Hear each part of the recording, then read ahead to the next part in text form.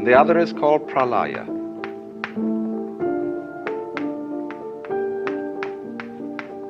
Manvantara is the kalpa in which the universe is manifested, in other words, in which God puts on his big act, and Pralaya is the succeeding kalpa in which the universe is unmanifested, and the Godhead does not dream, but is awake to its own nature. These are called, respectively, the days and the nights of the Brahman, and this goes on forever and ever and ever and ever. The days and nights adding up into years and centuries and eons. They speak of crore. There's a Sanskrit measure, crore, C-R-O-R-E. A sort of a word that really I think means umpteen. Crores of kalpas.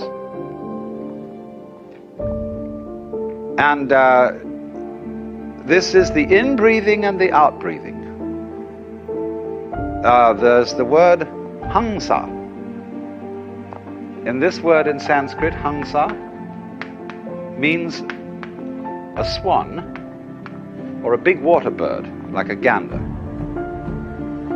There's a myth that there is in the beginning the divine bird which lays the egg of the world. And the egg splits, and the upper is the heavens, and the lower is the earth.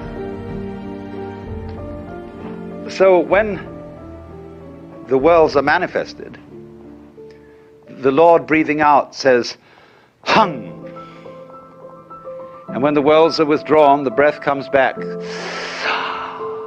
Hung. But if you say hung, sa, hung, sa, hung, it becomes sa, hung, sa. Sa, ahang. That means, sa means that, the truth. Ahang, I am. I am that. It's like, imagine, when we get to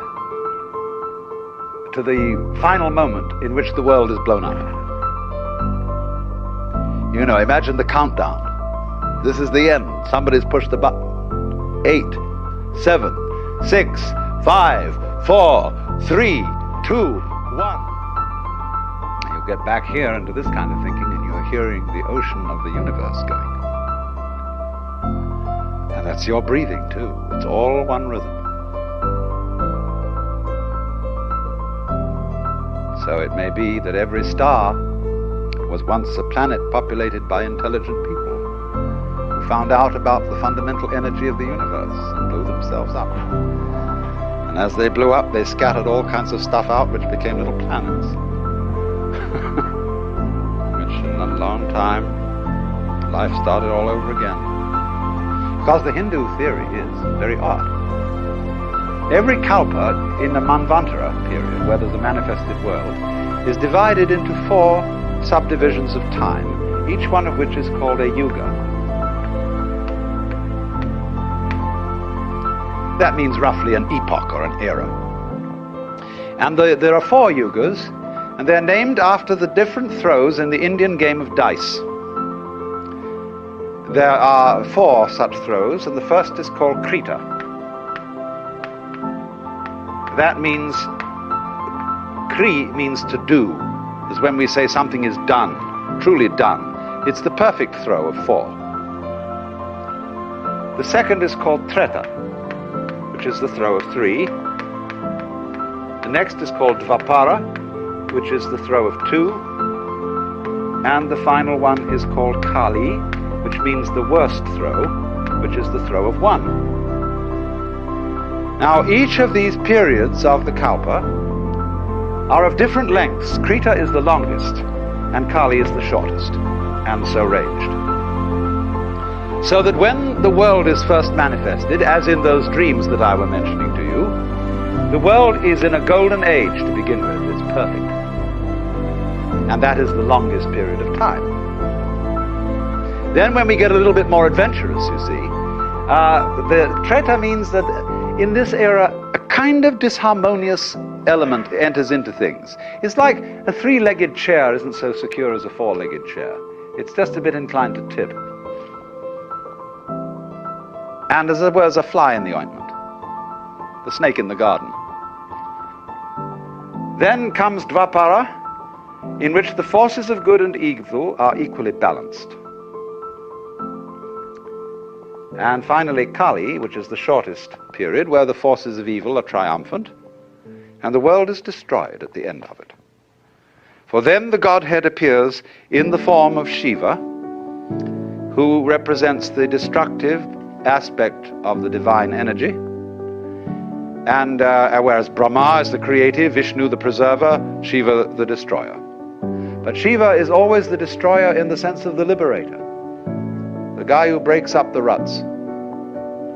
And he comes on with a blue body and 10 arms and a necklace of skulls. Indian gods have many arms because they are cosmic centipedes. They do all things without having to think about it. Like the centipede doesn't have to think about how to manipulate its legs. Like you don't have to think how to grow your hair. And as Shiva dances what is called the Tandava, which is the dance of destruction at the end of the cycle, at the end of the Kalpa, you will see that his hands contain clubs and knives and bells, but one hand is like that. And that gesture means don't be afraid. It's a big act. It is all, as it were, the outflowing of your own consciousness, of your own mind. Now then, Hindu life is related to this cosmology.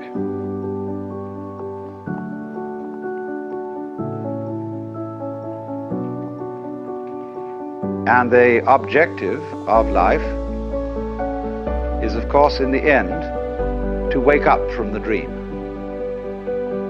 when you've had enough. And so the dreaming process is called sometimes samsara,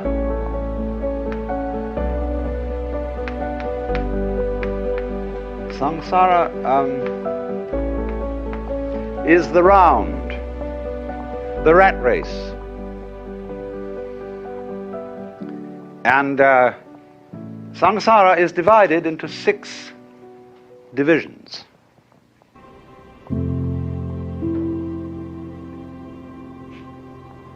I better draw a map, I think. This is common, you see, cosmology to both the Hindus and the Buddhists. This is the world of the Deva. And this is the same root from which we get both divine and devil. But Deva means angel. The highest and most successful beings in the universe. And so opposite, this is the world of Naraka, who are the most unsuccessful. These are the purgatorial worlds of extreme suffering. This is the world of Ashura. They are also angels, but they're angry angels, representing the wrath potential of energy. This is the world of animals.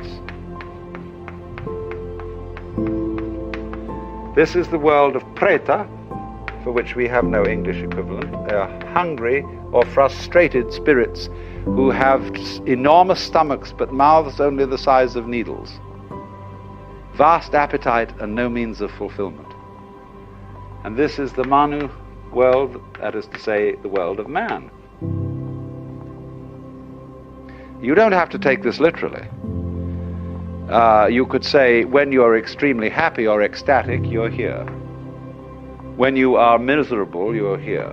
When you're dumb, you're here. When you're mad, you're here. When you're frustrated, you're here. But when you're more or less your normal, rational self, you're here. Now, so all life through the period of the Kalpas goes grinding around this wheel. And if you go up and you succeed and you get to the top, you have to come down. They don't see success, in other words, in the world as a method of liberation.